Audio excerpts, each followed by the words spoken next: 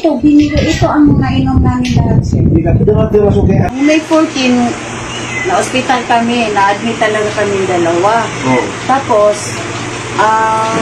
after 1 week, nakalabas na kami. Kayong dalawa talaga ng hospital? Opo. For what Tapos, reason? ito siya diabetic. Diabetic siya. Meron ako myocardial ischemia sa heart So, ko. sa heart. Tapos, high Heart blood. failure, May kaya- migraine din ako, complicated. Gamot ng asawa ko is Limaka Classic. Ano yun? Punta kami sa ospital. Uy. Tapos yung gamot ko po is 7. Uy, Ikuha, isa na marami. Ikuha. Ayoko na, sabi ko, hindi na ako. Patay tayo sa tipo natin. Sa tipo na, sugat ka dyan.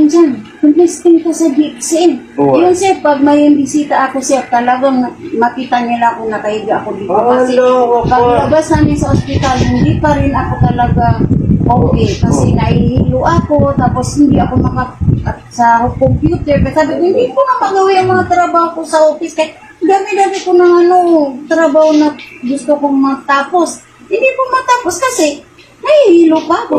Sabi niya ang anak ko, mag-leave ka na ng mga 1 month. Pumunta siya kay Mayor, kasi first kasi ko mo si Mayor. Sabi niya, Auntie, ano naman si Mama, Auntie, kaya hindi ko alam ano nangyari sa kanya. Sabi, galing namin sa ospital, Auntie, na hindi na siya talaga parang nalibalik ko naman ito sa dapat. Sabi niya, nagtinema niya yung application to leave. Yun. Sabi ko kay Kadapi, dalan mo ako ng kape. Kape lang ha. Tingnan ko. Kape lang ha. O yun, binigay niya So, ginakape. Black coffee. So, legit coffee plus black coffee. Lazy po. Yan. Okay, black coffee. Yung maliit, black coffee. Oh. Ito ang black coffee. Ito po yung sa asawa ko. Yan ang number 1 para sa diabetic. Ito po yung nainom Ito ko. naman yung cleansing. Ito yung Lazy 3-in-1 na cleansing coffee. Ito lang po yung nainom ko. Sabi ko, Yan lang ang ininom nyo.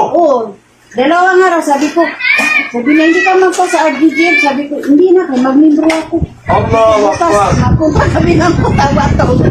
Pero actually, pag inom ninyo, nakalabas na kayo sa hospital, wala pa. Uy, sir, kami, Nakalabas dito na na kayo. kami sa Pero bahay, sir.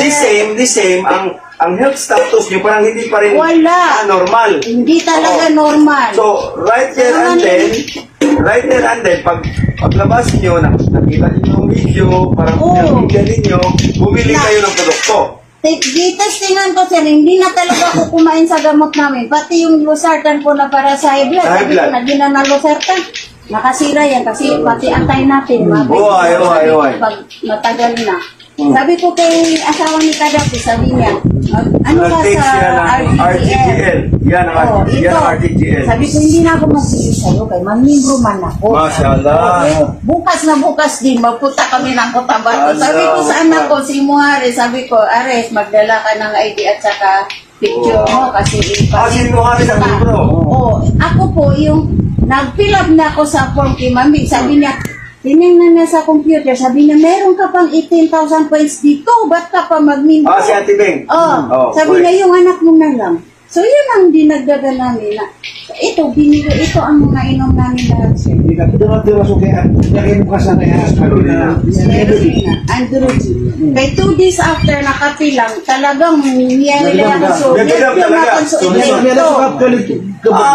Mashallah, ilay naman Kaya na. mapitan, asin mo ko sa Cotabato, ako mo sa tasap. Ituloy-tuloy natin para naman. Mga 3 months na.